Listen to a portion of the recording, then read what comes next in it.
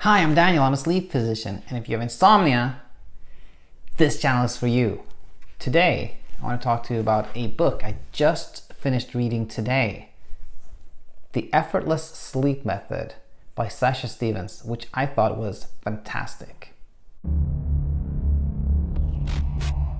Nice seeing you back here. If it's your first time on the channel, welcome, and I hope you will find something of interest here. Today, as mentioned, we're going to talk about this excellent book by a Sasha Stephens. And I've done some book reviews in the past, as you know, and I felt that I should do this one maybe a little bit differently. I want to talk in general about the book and then go over one insight from the book. There are many, and I felt it was better to kind of break it up and talk about the other insights in separate videos that I'll post later this week. I believe I can do. Now, first of all, let me tell you again about the kind of the big picture here. What is this book about? Well, it is a book that describes a method of how you can overcome insomnia and sleep better, and it is written by a person that had a long struggle with insomnia. Some 15 years she had what sounds like really terrible insomnia.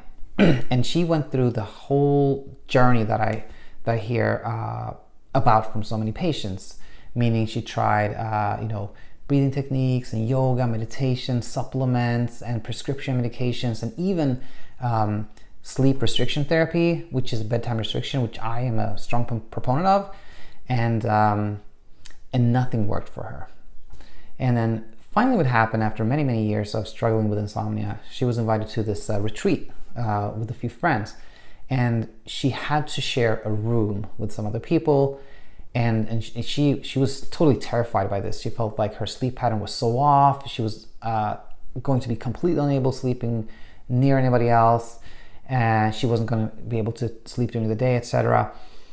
But she was forced to do this. She was forced to share a room with some other people, and she was also forced to get up early, forced to stay busy during the day. And lo and behold, she found herself after just a few days starting to sleep well. And she's using that insight to help other people sleep. She's written another book, and I think she has a clinic or a program running in somewhere in the UK. Now, it has 3 parts, I would say, this book. One is, the first part talks about her journey. The second part talks about 13 common mistakes insomniacs often do.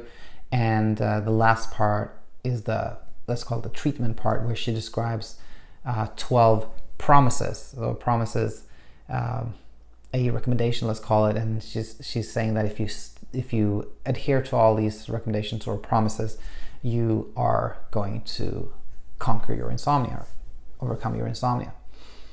And now the one thing that made me kind of a little bit annoyed as I was reading this book was that she's very anti sleep restriction therapy, and I think she kind of tries to make a point of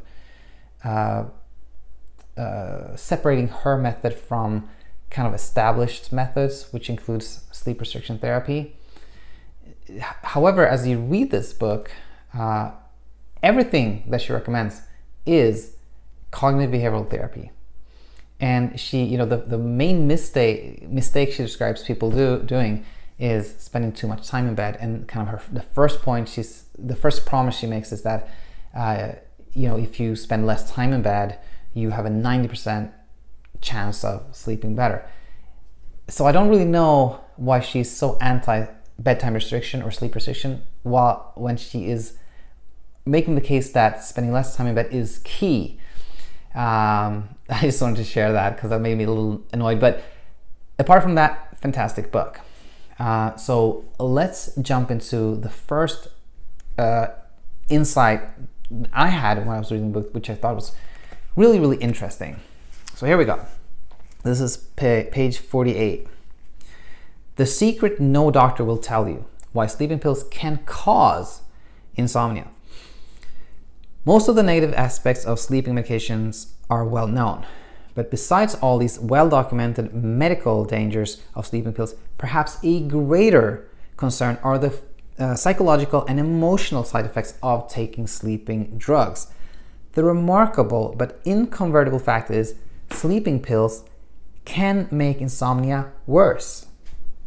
Note that this is a completely separate issue to the rebound insomnia, which usually occurs when a person tries to give up. Rebound insomnia is the temporary worsening of insomnia you have when you stop taking medications for insomnia. Because insomnia is treated by doctors as a medical condition, little time and consideration is given over to the emotional and psychological impact on beliefs about sleep. So true. I've talked about this in a previous video here, that insomnia is too often treated like a condition instead of a symptom. Let's take another symptom, for example, cough. If you have a cough and you go to see your doctor and your doctor says, oh, you have a cough, try this cough syrup, without asking, any further questions, then that would seem a little odd. The proper thing to do is, of course, to figure out why you have a cough. Is it because you have asthma or postnasal drip or, pneumonia? Because, how you manage that cough depends on what is causing it. Same thing with insomnia. How the insomnia came to be a problem is very important. So you can address the root cause of insomnia instead of just prescribing a sleep aid, which, as she's saying here, can make things worse. Totally agree with this, totally. Consider for a moment the message implicit in the prescribing of a sleeping pill. This pill will make you sleep. In the short term, this thought can be comforting because responsibility is taken away. You may stop worrying enough to fall asleep. No one tells you about the unacknowledged inherent danger in this, that in giving up responsibility, you give up your power. If you need a pill to make you sleep, then the implication is that you must be unable to sleep on your own. This means that when you take a sleeping pill, any success will be attributed to the medication. The result is that you come to trust more and more in the drug and less in yourself, until eventually you have lost all belief and trust in your own ability to sleep.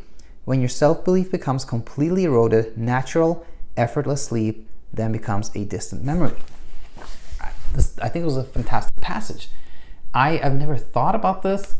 I definitely have had the sense that sleep medications can make insomnia worse, but I thought more about it in terms of the problem of rebound insomnia. When you stop taking a drug, then you have worsening insomnia. But I felt when I read this that this is so true. This whole transfer of, the ability to sleep to medication, and then that, eroding your belief that you can sleep on your own. Because so many of my patients describe that, they had insomnia, they started taking medication that initially helped, but now they again have terrible insomnia. But without the medication, they cannot sleep at all. So in fact, things are worse now in my patients' minds than when they started taking the medication, because then they slept a little bit, but now they can't sleep at all. And I think many people with insomnia feel like the reason is that their insomnia has become so much worse now that now they can't sleep at all without that medication. But I think what she describes here is so true. So again, The Effortless Sleep Method by Sasha Stephens. Great book. I definitely recommend it. I will be talking more about some fantastic insights from this book shortly. If you have any questions, comments, if you have trouble sleeping, then please consider leaving a voicemail at this number, 503-489-4802. I don't have it memorized quite yet. Or send me an email at insomniainsight@gmail.com, or leave a comment here. Thank you so much for watching this, and I hope to see you back here very soon. For now, bye-bye.